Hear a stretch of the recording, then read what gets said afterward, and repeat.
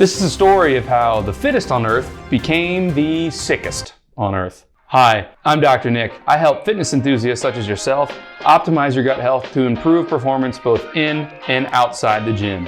In today's episode, we're going to talk about how an E.Coli infection caused several athletes from this past year's CrossFit Games to have an all-night AMRAP of diarrhea and vomiting. And let me tell you, there's really no pacing strategy for that kind of AMRAP. And specifically, we're going to talk about why it happened to these high-level caliber athletes, what's the problem with E. coli, and how some athletes took preventative measures to prevent themselves from participating in this AMRAP. So over this past week, some news came out that CrossFit Games officials were told by Madison and Dane County public officials, this is where the swim event took place on Lake Monona in Madison, Wisconsin. The CrossFit Games officials were told that the water environment did not meet the EPA's health standards.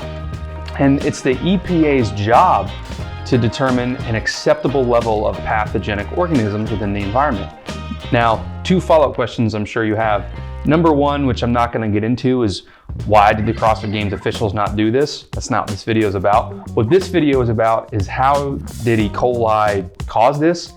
And more importantly, why is there an acceptable level of pathogenic organisms that we're allowed to be in contact with? And that's a great question. So our bodies, and specifically our own gut bacteria, have survived for millennia with potentially harmful organisms such as E. coli.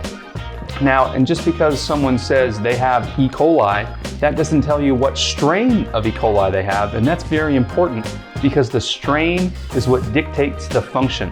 I've talked about in previous reviews of probiotics, just because something says Lactobacillus acidophilus on one label versus another without the series of letters and numbers afterward, that doesn't tell you how specific it is. That's just like saying, hey look, there's a mammal. That mammal could be a cat, could be a dog, could be a human, could be a hybrid of all three.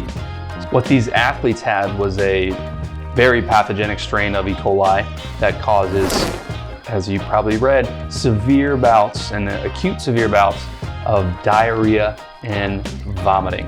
One athlete actually needed an IV treatment from the medical staff the following morning afterward, and that happens because the body's response to this kind of E. coli infection is to essentially try and flush it out and to dump a bunch of water into the gut in an attempt to flush it out. And as you start to have a lot of water come into the GI tract, the body's saying, oh, we got to get rid of this.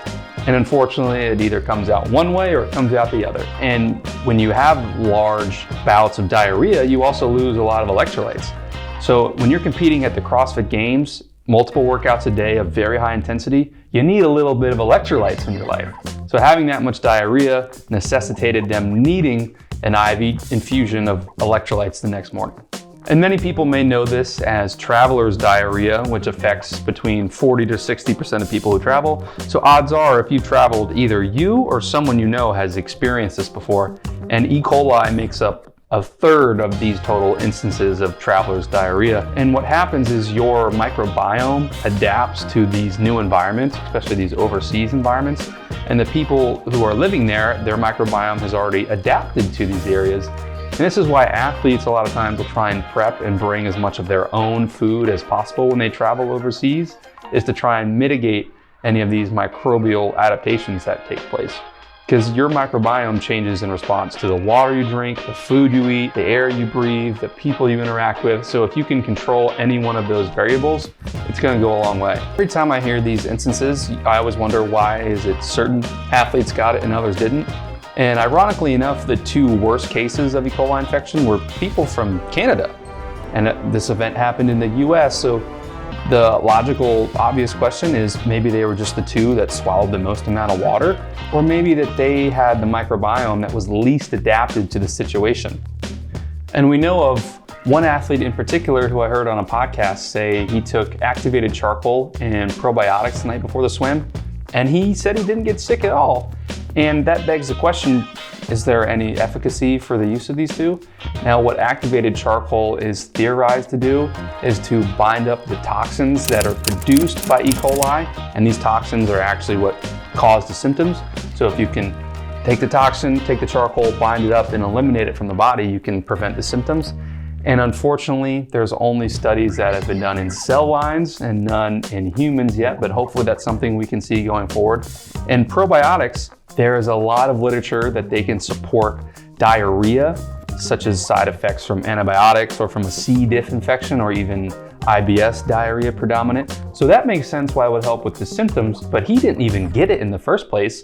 And from a mechanistic perspective, probiotics secrete antimicrobial compounds, and they actually alter the pH of the gut that prevents the growth and the colonization of E. coli. So I'm curious if any other athletes had experimented with either one of those and if they actually did anything.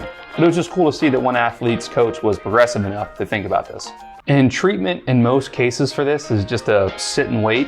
And if the diarrhea and vomiting gets severe enough, then as happened to one athlete, you do liquid IV infusion to help replenish the electrolytes. And thankfully, modern hand washing has prevented a large percentage of E. coli infections that used to happen in the early 1900s and especially in hospitals. Anyways, guys, I hope you found this video informative and maybe slightly entertaining.